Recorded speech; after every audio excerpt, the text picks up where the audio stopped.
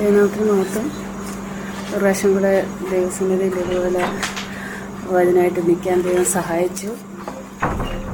പിന്നെ അവർക്ക് പ്രാർത്ഥിക്കണം.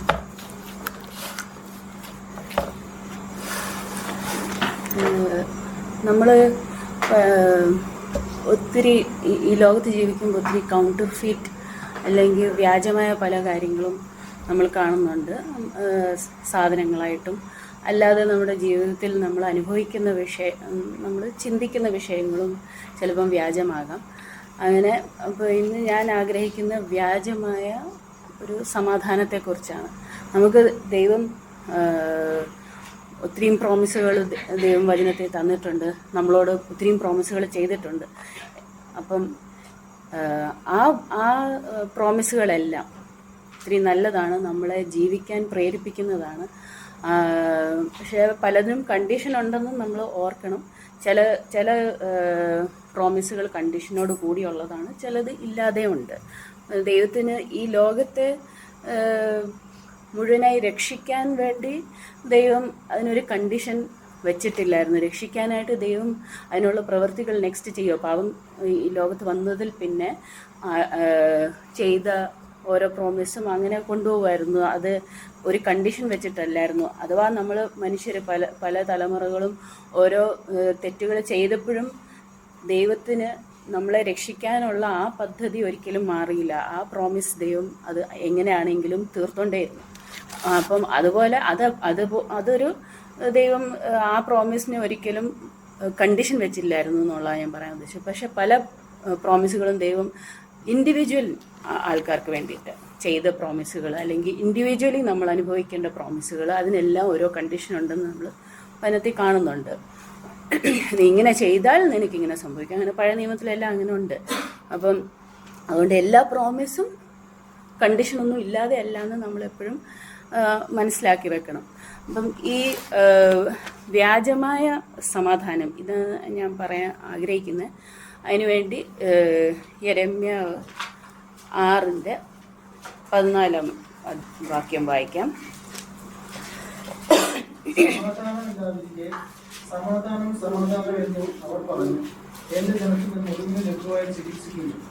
അത്ര. അപ്പം നമ്മളിവിടെ കാണുന്നത് ഈ ഒരു സമാധാനം എന്ന് പറയുന്നുണ്ടെങ്കിൽ പോലും അവിടെ ഒരു സമാധാനം ഇല്ലാത്ത അവസ്ഥയുണ്ട്. അത് പക്ഷെ അത് അവരോട് ജനത്തിനോട് ഇങ്ങനെ പറഞ്ഞുകൊണ്ടിരിക്കുകയാണ് സമാധാനം എന്ന്. പക്ഷെ അവിടെ യഥാർത്ഥമായ ഒരു സമാധാനമില്ല. അവർ പറഞ്ഞ എൻ്റെ ജനത്തിൻ്റെ മുറിവിന് ലഘുവായി ചികിത്സിക്കുന്നു എന്നാണ് പറയുന്നത്.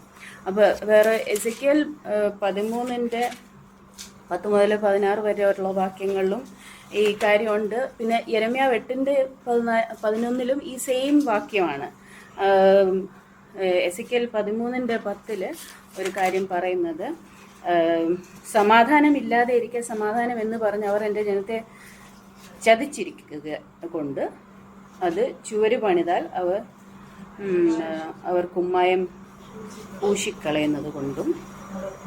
ഓക്കെ, അതിന് താഴോട്ട് അതെന്താ സംഭവിക്കുന്നത് എന്നുള്ളത് എഴുതിയിരിക്കുന്നത്. അപ്പം നമ്മളിവിടെ കാണുന്നത് നമുക്ക് മനസ്സിലാക്കാൻ പറ്റും എന്താണ് ഈ വ്യാജ സമാധാനം എന്നുള്ളത്. ഒന്ന് നമ്മൾ കാണുന്നത് ഇതിന് മുമ്പിലത്തെ വാക്യങ്ങൾ, ഞാനിപ്പം യെരമ്യാവ് 6 വാക്യത്തിന് മുമ്പിലുള്ള വാക്യങ്ങളും 5-ാം അധ്യായത്തിൻ്റെ അവസാനത്തിലുമൊക്കെ നമുക്ക് മനസ്സിലാവും ആരാണത് പറയുന്നത്. അവരുടെ പ്രവാചകർ, കള്ളപ്രവാചകന്മാരാണ് ഈ സമാധാനം എന്ന് പറഞ്ഞ് അവർക്ക് ഒരു വ്യാജമായ സെക്യൂരിറ്റി കൊടുത്തുകൊണ്ടിരിക്കുന്നത്. അതെന്താ പറ്റുന്ന എന്നിട്ട് അവരുടെ മുറിവുകളെ അവർ ലഘുവായിട്ടാണ് ചികിത്സിക്കുന്നതെന്നാണ്. അപ്പോൾ അതിനൊരു നമുക്കറിയാം, ഒരു പഴുപ്പ് നമുക്കൊരു മുറിവുണ്ടായി, നല്ല ഡീപ്പ് വൂണ്ടാണ്, അത് അളിഞ്ഞ് പഴുത്തകത്തിരിക്കുകയാണ്. പക്ഷെ നമ്മൾ ഡോക്ടറിൻ്റെ അടുത്ത് പോയിട്ട് ഡോക്ടർ പറയുകയാണ് ഇതിന് കുഴപ്പമൊന്നുമില്ല, ഇച്ചിരി വലിയ പ്രശ്നമൊന്നുമില്ല, പുറമേ കാണുന്നത് അത്രയേ ഉള്ളൂ എന്നും പറഞ്ഞ് അതിനെ ജസ്റ്റ് കവർ ചെയ്ത് മൂടി ബാൻഡേജൊക്കെ ഇട്ട് വിട്ടാൽ നമ്മൾ വിചാരിക്കും, ആ പേഷ്യൻ്റ് എന്താ വിചാരിക്കുന്നത്, അപ്പോൾ എനിക്ക് കുഴപ്പമൊന്നുമില്ല, അത് വേദന അത് സാരമില്ല, ചിലപ്പോൾ ഡോക്ടറിനല്ലേ കൂടുതൽ അറിയാവുന്നത്, നമുക്ക് പ്രശ്നമൊന്നും കാണത്തില്ല എന്ന് വിചാരിച്ച് നമ്മൾ ആ ഫോൾസ് സെക്യൂരിറ്റിയിൽ അവർക്ക് ആ ശരീരത്തിന് ചെയ്യുന്ന ദോഷമൊന്നും അവരറിയാതെ അത് ഒരു ഫോൾസ് സെക്യൂരിറ്റിയിലും ഫോൾസ് സമാധാനത്തിലും അങ്ങനെ പോവും. അപ്പം നമ്മൾ മനസ്സിലാക്കുന്നത് നമുക്ക് അപ്പം മനസ്സിലാവും, അത് പിന്നെ നമുക്ക് മനസ്സിലാകത്തുള്ളൂ, ചിലപ്പോൾ അന്നേരം അത് മനസ്സിലാകത്തില്ല. പിന്നെ നമ്മൾ യെരമ്യാവ് 5-ന്റെ തന്നെ അവസാന 5 അധ്യായത്തിലൊക്കെ നമ്മൾ കാണുന്നുണ്ട് അതെങ്ങനെ അവർക്കത് ഇഷ്ടമാകുന്നു. അല്ല, 6-ന്റെ ഇടയിലാണ് ഈ ആൾക്കാർക്ക്, അതായത് ജനത്തിന്, ഇവിടെ നമ്മൾ കാണുന്ന ഈ യെരമ്യാവ്, ഞാൻ അതും കൂടെ പറയാന്ന്, ഈ ഭാഗങ്ങളിൽ യഹൂദ രാജ്യത്തിന് വരാൻ പോകുന്ന ഒരു ഇഷ്യൂവിനെ, വരാൻ പോകുന്ന ഒരു ആപത്ത്, മറ്റ് രാജ്യങ്ങൾ അവരെ നശിപ്പിക്കാൻ വരുന്ന ഒരു വാർണിംഗ് ദൈവം കൊടുക്കുകയാണ്.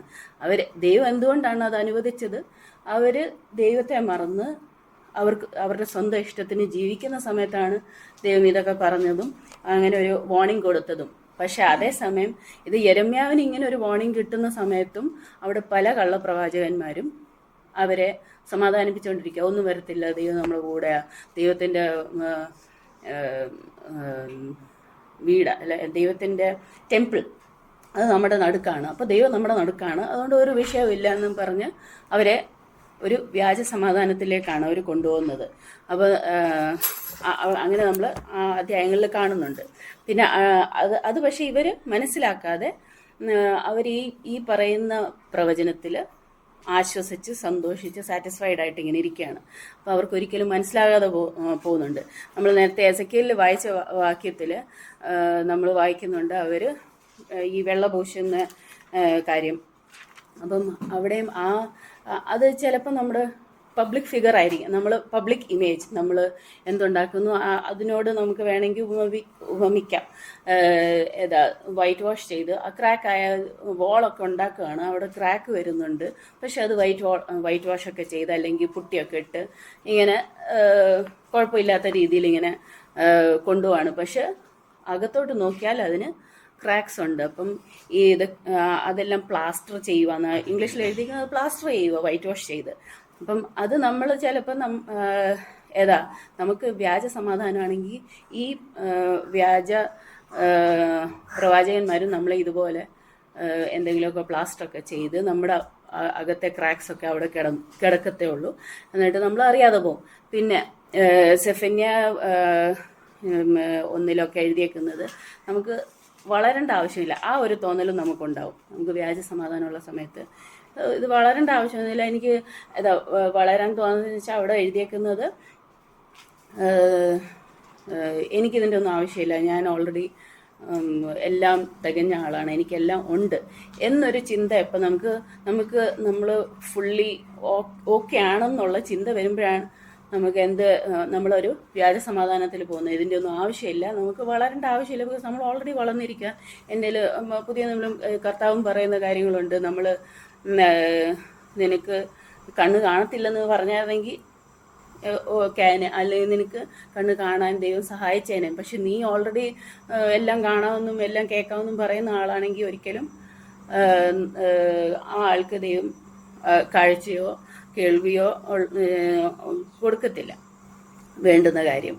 അപ്പം നമ്മളെ എങ്ങോട്ടാണ് ഇതെല്ലാം നയിക്കുന്നത് നമ്മൾ മനസ്സിലാക്കുക. അപ്പം ആ ഒരു വ്യാജ സമാധാനം ഉള്ളപ്പോഴാണ് നമുക്കിതൊന്നും വിഷയമില്ലാതെ നമ്മൾ ഭയങ്കര ഹോപ്പ്, ഇതൊരു വ്യാജ ഹോപ്പുമാണ്, അങ്ങനെ അങ്ങ് ജീവിച്ചു പോകുന്നത്. പക്ഷെ അപ്പം നമുക്ക് എന്താണ്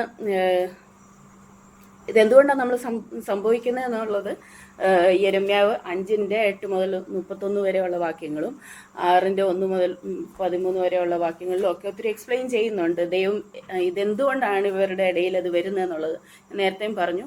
ഒന്ന് അവിടെ പറയുന്നത് ഈ ഫൂളിഷ്, അവരെ ദൈവം വിളിക്കുന്നത് ഫൂളിഷും സെൻസ്ലെസ്സും ബുദ്ധിഹീനരും അവരുടെ വേണ്ട പരിജ്ഞാനം ഉപയോഗിക്കാത്ത ആൾക്കാരുമായിട്ടാണ് ദൈവം അവരെ കാണുന്നത്. അവർ കണ്ണ് ഉണ്ടായിട്ടും കാണത്തില്ല,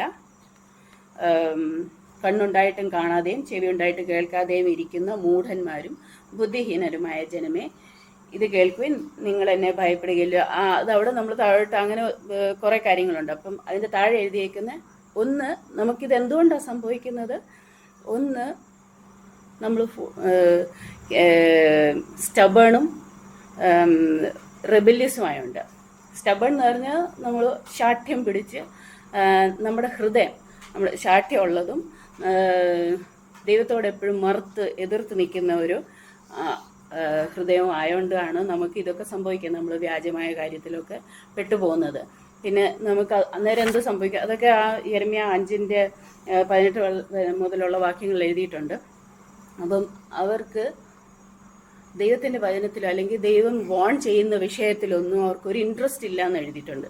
അവർ അതിൽ സന്തോഷിക്കാതെ പോകുന്നു.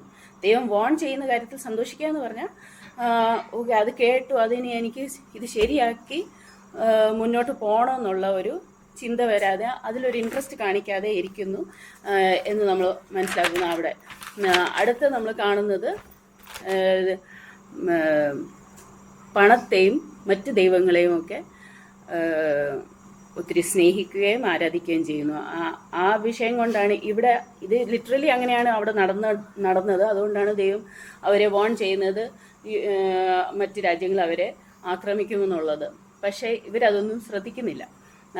നമ്മുടെ വിഷയങ്ങളിലും നമുക്ക് ആത്മീയമായ ഈ കാര്യങ്ങളെല്ലാം എടുക്കാവുന്നതാണ്. നമുക്ക് എന്നാണോ നമുക്ക് പണത്തിനോടും അല്ലെങ്കിൽ മറ്റ് ദൈവങ്ങൾ വെച്ചാൽ നമ്മുടെ ജീവിതത്തിൽ നമ്മൾ പുതിയ നിയമത്തിലെല്ലാം അതൊക്കെ കേൾക്കുന്നതാണ്. അതുകൊണ്ട് ഞാൻ ഒത്തിരി പറയാത്ത അതിനോടൊക്കെ നമുക്ക് എപ്പോൾ ആർത്തി കൂടുന്നു, എപ്പോൾ അതിനോടൊരു ആരാധന തോന്നുന്നു, അന്നേരം ഈ യഥാർത്ഥ ദൈവത്തെ വിട്ട് അതിലേക്ക് നമ്മൾ ലിറ്ററലി അങ്ങനെ ചെയ്യത്തില്ലായിരിക്കും. പക്ഷെ നമുക്കറിയാം എന്തൊക്കെയാണ്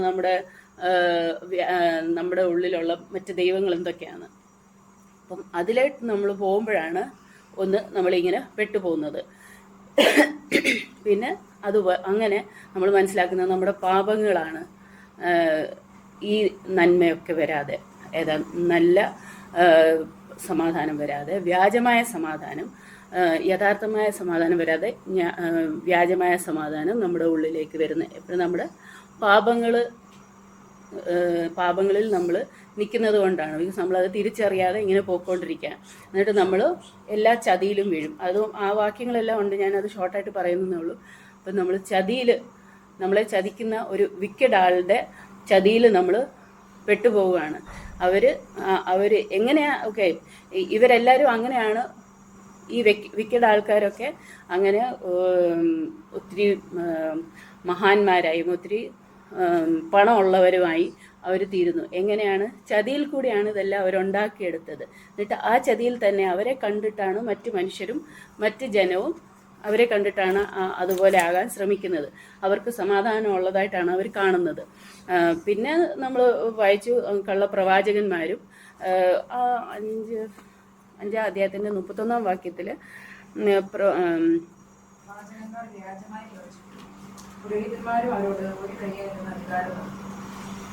എൻ്റെ ജനത്തിന് നിങ്ങളെന്ത് ചെയ്യും? അതെ, എൻ്റെ ജനത്തിന് ഈ കേൾക്കുന്ന കാര്യങ്ങളെല്ലാം എൻ്റെ ജനത്തിന് ഇഷ്ടമാകുന്നു. നമ്മൾ പലയിടത്തും വായിച്ചിട്ടുണ്ട് അവർക്ക് കർണരസമാകുമാറ് ഉള്ള കാര്യങ്ങളാണ് കേൾക്കേണ്ടതെന്ന്. ഇങ്ങനെയുള്ള കാര്യങ്ങൾ നമ്മൾ കേൾക്കുമ്പോഴാണ് നമ്മളെപ്പം ഇങ്ങനെയുള്ള കാര്യങ്ങൾ കേൾക്കുന്നു, നമുക്ക് സന്തോഷമാകുന്ന കാര്യങ്ങൾ കേൾക്കുന്നു, അല്ലാതെ നമ്മുടെ ആത്മാവിന് ഒരു റിപ്പൻറ്റൻസ് ആകാൻ ഒരിതും ഇല്ലാതെ പോകുമ്പോൾ നമ്മളതൊക്കെ മനസ്സിലാക്കണം. അപ്പോൾ അത് കഴിഞ്ഞിട്ട് നമ്മൾ വായിക്കുന്നത് യെശയ്യാ 30:10 അത് പറയുന്നത്. വായിക്കണമെന്നില്ല, അവർക്കും ഈ കേൾക്കാൻ രസമുള്ള കാര്യങ്ങളാണെന്നുള്ളത് അവിടെ എഴുതിയേക്കുന്നത്. പിന്നെ യെരമ്യാ 6:15 പറയുന്നത് ഈ ജനത്തിന് എന്ത് വൃത്തികേടും എന്ത് തെറ്റും അല്ലെങ്കിൽ എന്ത് പാപം ചെയ്യുന്നതിലും അവർക്ക് ഒരു നാണവും ഇല്ലെന്നുള്ളതാണ്. അപ്പം നമുക്ക് നാണം ഇല്ലാതെ പോയാൽ നമ്മൾ മനസ്സിലാക്കണം നമ്മൾ ചെയ്യുന്ന തെറ്റുകൾ അതങ്ങ് ശീലമായി ചെയ്ത് നമുക്ക് ശീലമായി. ഇനി ക്രിസ്തുവിൽ വന്നെന്ന് പറഞ്ഞാലും നമ്മൾ പല കാര്യങ്ങളും നമ്മൾ അത് ചെയ്തുകൊണ്ട് കണ്ടിന്യൂ ചെയ്തുകൊണ്ട് പോവാണ്. ബിക്കോസ് നമുക്ക് അതിലൊരു നാണം വരുന്നില്ല. അതെല്ലാം അന്നേരം നമ്മൾ മനസ്സിലാക്കണം. നമ്മൾ ഇടയ്ക്ക് ഇങ്ങനെ നോക്കുമ്പോഴേ നമുക്ക് അറിയത്തുള്ളൂ നമുക്ക് ആ കാര്യത്തെക്കുറിച്ച് എന്തെങ്കിലും ഒരു നാണം ഉണ്ടോ ഇല്ലയോ എന്നുള്ളത്. അപ്പോൾ ഇതിൻ്റെ എല്ലാം എന്താണ് കോൺസിക്വൻസ് നമുക്ക് ഉണ്ടാകാൻ പോകുന്നത്? 1 തെസ്സലോനിക്കർ 5:3 നമ്മൾ വായിക്കുന്നുണ്ട്. അവരുടെ മുകളിൽ പെട്ടെന്ന് സമാധാനം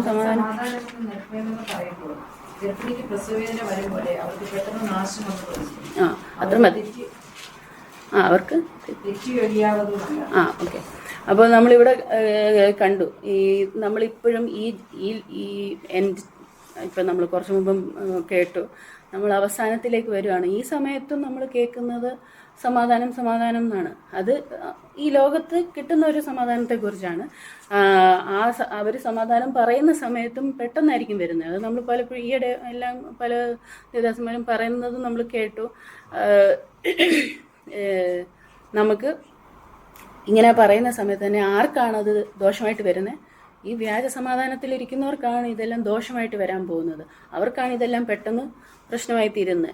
നമ്മൾ യഥാർത്ഥ സമാധാനം അനുഭവിക്കുന്ന ആൾക്കാരാണെങ്കിൽ ഇതൊന്നും നമ്മുടെ മുകളിൽ വരത്തില്ല. നമ്മളതിന് റെഡി ആയിട്ടിരിക്കുന്നവരായിരിക്കും. യെരമ്യാ 6:15 തന്നെ പറയുന്നുണ്ട്, അങ്ങനെയുള്ളവരെ ദൈവം പണിഷ് ചെയ്ത് അവരെ തള്ളിക്കളയുകയാണെന്നുള്ളത്. ബിക്കോസ് അവർക്ക് നാണമൊന്നും ഇല്ലാത്തതുകൊണ്ട്, നമ്മൾ നേരത്തെ പറഞ്ഞ വാക്കിൽ തന്നെ അവർക്ക് നാണമില്ല, അവരങ്ങനെ കണ്ടിന്യൂ ചെയ്യുവാണ്. അങ്ങനെയുള്ളവരെ ദൈവം പണിഷ് ചെയ്യുകയും അവരെ തള്ളിക്കളയുകയും ചെയ്യുകയാണ്. പിന്നെ അന്തിക്രിസ്തു വരുന്ന സമയത്ത് ഇതൊക്കെ നമ്മുടെ കോൺസിക്വൻസ് ആണ്. നമുക്ക് ഈ ഞാൻ പറയാൻ ഉദ്ദേശിച്ചത്, അന്തിക്രിസ്തു വരുമ്പോഴും ഇവിടെ നിന്ന് സമാധാനം എടുത്തു കളയും എന്നൊക്കെ പറഞ്ഞ് ഈ അടുത്ത ദൂതൻ കാളം മുഴക്കിയപ്പം ലോകത്തുനിന്ന് സമാധാനം എടുത്തു കളയാനുള്ള അധികാരമാണ് അതിന് കിട്ടിയത്. അത് ചെയ്തു. അപ്പം അതൊക്കെ നമുക്ക് വരാൻ പോകുന്ന ഒരു കാര്യമാണ്. ഇതെല്ലാം നമ്മൾ വ്യാജമായ ഒരു സമാധാനത്തിൽ ഇരിക്കുമ്പോഴാണ് ഇതൊക്കെ നമുക്ക് വന്നു ഭവിക്കുന്നത്. അപ്പോൾ എങ്ങനെയാണ് നമ്മൾ ഇതിൽ നിന്നൊക്കെ രക്ഷ നേടുന്നത്? അതായത് ഈ വ്യാജമായ സമാധാനത്തിൽ നിന്ന് രക്ഷ നേടാനുള്ള കാര്യങ്ങളും ഈ യെരമ്യാവിൽ കുറേ കാര്യങ്ങൾ പറഞ്ഞു. പുതിയ നിയമത്തിൽ ഇല്ലെന്നല്ല ഞാൻ പറഞ്ഞത്, പക്ഷെ ഇവിടെ ലിറ്ററലി നടന്ന ഒരു കാര്യം നമുക്ക് എക്സാമ്പിളായിട്ട് തന്നേക്കുന്നതുകൊണ്ട് പറയുന്നതേ ഉള്ളൂ. ഒന്ന്, ദൈവം ഇതിനു മുമ്പെല്ലാം ദൈവം അവരെ വോൺ ചെയ്തുകൊണ്ടിരിക്കുക. എന്താണത് അവരിൽ നിന്ന് ദൈവം ആഗ്രഹിക്കുന്നത്? നിങ്ങൾ റിപ്പൻറ്റ് ചെയ്യും, നിങ്ങൾ കരയണം, നിങ്ങൾ ദൈവസന്നിധിയിൽ താണ് വീഴണം. അന്നേരം ദൈവത്തിൻ്റെ ത്രോൺ, ദൈവത്തിൻ്റെ സിംഹാസനം നമ്മുടെ ഇടയിൽ വന്ന് ഇരിക്കും. അപ്പോൾ നമ്മൾ നമ്മൾ അവിടെ വായിക്കുന്നുണ്ട്, അവിടെ ടെമ്പിൾ അവരുടെ നടുക്കുണ്ട്. ദൈവം അവരെല്ലാവരും ഈ കള്ളപ്രവാചകന്മാർ പറഞ്ഞ് അവരെ വിശ്വസിപ്പിക്കുകയാണ്, നമ്മുടെ ഇടയിൽ ഈ ടെമ്പിൾ ഉണ്ട്, ദൈവം അവിടെ ഉണ്ടെന്നൊക്കെ. പക്ഷെ ദൈവം അവിടെ ഇല്ല. അപ്പം ഇത് ആയിക്കഴിഞ്ഞാലേ ദൈവം അവിടെ ഇറങ്ങി വരുന്നുള്ളൂ എന്ന് നമ്മൾ കാണുന്നുണ്ട് അവിടെ. അപ്പം പിന്നെ നമ്മുടെ ആ ഷെയിംലെസ്നെസ്, ഈ നാണമില്ലായ്മ, നമുക്ക് ഒരു ഫെയ്ത്ത്ലെസ് ആകുന്ന, നമുക്ക് ദൈവത്തിലൊരു ആശ്രയം ഇല്ലാതെ പോകുന്നതൊക്കെ അപ്പം പോവും. ദൈവം നമ്മുടെ ഇടയിൽ വരുന്ന സമയത്ത് അതിനെല്ലാം നമുക്ക് വേണ്ടത് ഒരു ദൈവികമായ റിപ്പൻറ്റൻസ് ആണ് വേണ്ടത്. വെറുതെ പശ്ചാത്തപിച്ചാൽ പോരാ. നമുക്ക് ആ വാക്യങ്ങൾ പുതിയ നിയമത്തിൽ നമുക്കുണ്ടല്ലോ. ആ ദൈവികമായ ഒരു ഇടപെടൽ കൂടെ ഉണ്ടാകുന്ന ഒരു റിപ്പൻറ്റൻസ് ആണ് ദൈവം ആഗ്രഹിക്കുന്നത്. അല്ലാതെ നമ്മൾ ചുമ്മാ കരഞ്ഞ് ചുമ്മാ വിഷമിച്ച് ഇരുന്നിട്ട് കാര്യമില്ല. അത് ദൈവത്തിന് അത് ജീവങ്കിലേക്ക് നയിക്കുന്നതല്ല. ആ വാക്യം ഉണ്ടല്ലോ, ഞാൻ ഇവിടെ ഒന്ന് റെഫറൻസ് എൻ്റെ കയ്യിലില്ല. പക്ഷെ അത് നമ്മൾ അങ്ങനെ ഒരു ജീവങ്കിലേക്ക് നയിക്കാത്ത ഒരു വിഷമമാണ് നമ്മുടെ ഉള്ളിലെങ്കിൽ അത് മരണത്തിലേക്കാണ് പോകുന്നത്. അല്ലാതെ ജീവങ്കിലേക്കല്ല, ദൈവികമായല്ലെങ്കിൽ അത് ജീവങ്കിലേക്കല്ല പോകുന്നത് ആ വിഷമം. അത് പിന്നെ ഈ ചെവി കണ്ണും എല്ലാം നേരെ ചൊവ്വേ വർക്കാവാത്തത് അവിടെ ഒരു സർക്കംസിഷൻ ഇല്ലാത്തതുകൊണ്ടാണ്, അല്ലെങ്കിൽ പരിച്ഛേദന ഏൽക്കാത്തതുകൊണ്ടാണ്. നമ്മുടെ ഹൃദയത്തിനും ചെവിക്കും ഒക്കെ പരിച്ഛേദന ഏൽക്കേണ്ട ആവശ്യമുണ്ട്. എന്നാലേ നമ്മുടെ ഇടയിൽ ദൈവം വരികയും നമുക്ക് ഈ വ്യാജമായ സമാധാനത്തിൽ നിന്ന് രക്ഷ നേടാനും കഴിയത്തുള്ളൂ നമ്മൾ കാണുന്നു. അപ്പോൾ ഇപ്പം എനിക്ക് മനസ്സിലാവുന്ന ചില കാര്യങ്ങൾ ഞാൻ പറയാൻ ആഗ്രഹിക്കുന്നത്, ഈ പറഞ്ഞ ഈ വ്യാജമായ സമാധാനവും യഥാർത്ഥമായ സമാധാനവും, അതിൽ ഈ വ്യാജമായ സമാധാനം കൂടുതലും ഈ ലോകത്തെ ഒരു സമാധാനത്തെക്കുറിച്ചല്ല പറയുന്നത്. എല്ലാം നമ്മൾ പാപം ചെയ്തിട്ടും ദൈവം നമ്മുടെ കൂടെ ഉണ്ട്, നമ്മൾ ദൈവത്തിനടുത്ത് പോകും.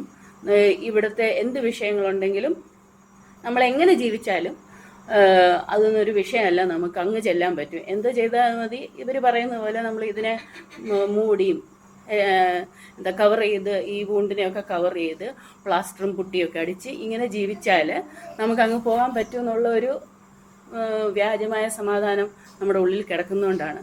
അത് യഥാർത്ഥ സമാധാനം നമുക്കറിയാം, അത് ബുദ്ധിക്ക് അതീതമാണ്. കർത്താവ് നമുക്ക് തരുന്നതാണ്. കർത്താവ് പോകുന്നതിന് മുമ്പ് ഞാൻ എൻ്റെ സമാധാനം നിങ്ങൾക്ക് തന്നിട്ട് പോന്നു. നമുക്കറിയാം യഥാർത്ഥ സമാധാനം സ്വർഗത്തിലുണ്ടെന്നുള്ളത് നമുക്കറിയാം. അവിടെ ഈ വ്യാജത്തിൻ്റെ ഒന്നും കാര്യമേ ഇല്ല. അവിടെ യഥാർത്ഥ സമാധാനം മാത്രമേ ഉള്ളൂ. അപ്പോൾ ഈ വ്യാജ സമാധാനം നമ്മുടെ ഇടയിൽ, അതുമല്ല ഇത് ദൈവത്തിൻ്റെ ജനത്തിൻ്റെ ഇടയിലാണുള്ളത്. മറ്റുള്ളവരുടെ സമാധാനം പോലും അല്ലത്. നമുക്കുണ്ടാകേണ്ട സമാധാനം, ദൈവം നമ്മളെക്കുറിച്ച് നമ്മളിൽ ആഗ്രഹിക്കുന്ന ഒരു സമാധാനം, അത് വ്യാജമാണോ അതോ യഥാർത്ഥമാണോ? വ്യാജമാകുന്ന എപ്പോഴാണ്? നമുക്കൊരു വിഷയവും ഇല്ലാത്തപ്പോഴാണ്. നമുക്ക് ചെയ്യുന്ന കാര്യങ്ങളൊന്നും നാണം തോന്നുന്നില്ല. നമ്മൾ ചെയ്യുന്ന തെറ്റുകളിലൊന്നും നമുക്ക് ഒരു നാണമോ പശ്ചാത്താപമോ ദൈവത്തോട് അടുക്കാൻ ഒരു സ്റ്റെപ്പ് എടുക്കാനോ ഹെൽപ്പ് ആകുന്നില്ലെങ്കിൽ അതെല്ലാം നമ്മുടെ വ്യാജ സമാധാനമാണെന്ന് നമ്മൾ മനസ്സിലാക്കണം. അതേപോലെ അത് ഈ ലോകത്തിലും നമുക്ക് ആവശ്യമാണ്, അവിടെ ചെന്നിട്ടും ആവശ്യമാണ്. ബിക്കോസ് ഈ വ്യാജ സമാധാനം ഇല്ലാതിരിക്കേണ്ടത് നമ്മുടെ ഇവിടെയും അവിടെയും ഉള്ള ഒരു ആവശ്യമാണ്. ബിക്കോസ് എന്നാലേ നമ്മൾ നിത്യജീവനിലേക്ക് കടക്കുന്നുള്ളൂ. ഈ തെറ്റിദ്ധാരണയിൽ ഇങ്ങനെ ജീവിച്ചിട്ട് കാര്യമില്ലെന്നുള്ളതാണ്. പിന്നെ എനിക്കൊരു കാര്യം അവിടെ ഇഷ്ടപ്പെട്ട, ഇതുമായിട്ട് ഉണ്ട്. യെരമ്യാ 5:22 വാക്യത്തിൽ ഒരു ഭാഗം, ഓക്കെ, ഞാൻ 21 മുതൽ വായിക്കാം. കണ്ണുണ്ടായിട്ടും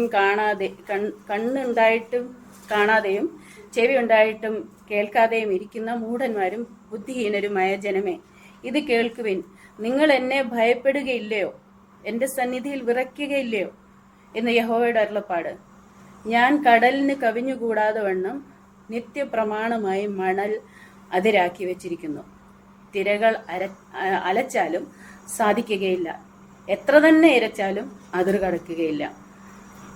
അതിൻ്റെ താഴെ ഈ ജനത്തിന് ശാഠ്യവും മത്സരമുള്ള ഒരു ഹൃദയമുണ്ട്. ഓക്കെ, എനിക്ക് ഇവിടെ ഒരു കാര്യം സ്ട്രൈക്ക് ആയത്, എനിക്കറിയത്തില്ല നിങ്ങൾക്ക് അങ്ങനെ ആ രീതിയിലാണോ തോന്നുന്നതെന്ന്. എനിക്കും പെട്ടെന്നൊരു കാര്യം മനസ്സിൽ വന്നത്, ദൈവത്തിൻ്റെ ഒരു പ്രവൃത്തിയെ ഈ ജനം എന്തുകൊണ്ട് തിരിച്ചറിയുന്നില്ല, കാണുന്നില്ല? ദൈവം ഈ സൃഷ്ടി തന്നേക്കുന്ന ഒരു കാര്യം അവർ ശ്രദ്ധിക്കാത്തതുകൊണ്ടാണ് അവർക്ക് ഈ കണ്ണും ചെവിയൊന്നും കാണാതെയും കേൾക്കാതെയും ശാഠ്യം പിടിച്ചിരിക്കുന്നതെന്നാണ് അവിടെ നമുക്ക് മനസ്സിലാകുന്നത്. അവിടെ പറയുന്ന ദൈവത്തിൻ്റെ ഒരു പ്രവൃത്തിയെക്കുറിച്ചാണ് എനിക്കൊരു സന്തോഷം തോന്നിയത്. അവിടെ ഞാൻ കടലിന് കവിഞ്ഞുകൂടാതെ വണ്ണം നിത്യപ്രമാണമായി മണൽ അതിരാക്കി വെച്ചിരിക്കുന്നു. അപ്പം ദൈവം അവിടെ മണലിനെയാണ് അതിരാക്കി വെച്ചത്. നമ്മൾ എന്തെങ്കിലും ഒരു വെള്ളത്തിൻ്റെ ഒരു സോഴ്സിനെ അല്ലെങ്കിൽ എന്തെങ്കിലും മണൽ വെച്ചിട്ട് എത്ര അതിരാക്കി വെച്ചാലും അതവിടെ നിൽക്കത്തില്ല, അതിനെ അതിരായിട്ട് വെക്കാൻ പറ്റത്തില്ല. അപ്പം നമ്മുടെ സ്വന്തം ഒരു എഫേർട്ട് വെച്ച് നമ്മളൊരു കുറച്ച് മണലൊക്കെ വെച്ച് ഒരു കാര്യത്തെ നമ്മൾ സെക്യൂർ ചെയ്ത് വെക്കാമെന്ന് വിചാരിച്ചാൽ അത് നടക്കത്തില്ലെന്നുള്ളതാണ്. അപ്പം ദൈവം അതേപോലെ നമുക്ക് കാണാൻ പറ്റുന്ന കടലിന് മണൽ അതിരാക്കി വെച്ചപ്പോഴും അതിന് എത്ര എരിച്ചാലും അത് കടക്കത്തില്ലെന്ന്. അതുകൊണ്ട് സുനാമി വരത്തില്ലെന്നല്ല, അത് ആ കടലിനോട് നമ്മൾ ചെയ്ത ദോഷം കൊണ്ടാണെന്നാണ് ഞാൻ വിചാരിക്കുന്നത്. ബിക്കോസ് പണ്ടൊന്നും സുനാമിയുടെ കാര്യം കേട്ടിട്ടില്ല, ഇപ്പോഴാണ് അതൊക്കെ കേൾക്കുന്നത്. അപ്പോൾ ദൈവം തന്ന സൃഷ്ടിയെ അതുപോലെ ഉപദ്രവിച്ച് നശിപ്പിച്ചാണ് അങ്ങനെയൊക്കെ പറ്റുന്നത്. അല്ലാതെ അതുകൊണ്ടാണ് അതും ഈറ്റുനോട് അങ്ങനെ ഇരിക്കുന്നത് ഈ പ്രപഞ്ചം തന്നെ. അപ്പം ഇവിടെ ദൈവം പറഞ്ഞേക്കുന്ന ആ സ്ഥലത്തുനിന്ന് അതുപോലും മാറുന്നില്ല. ആ മണൽ മതി അതിന് അതിരായിട്ടിരിക്കാൻ. അതെനിക്കൊരു വലിയൊരു, ഞാൻ ആദ്യമായിട്ട് അങ്ങനെ ശ്രദ്ധിച്ച കാര്യം.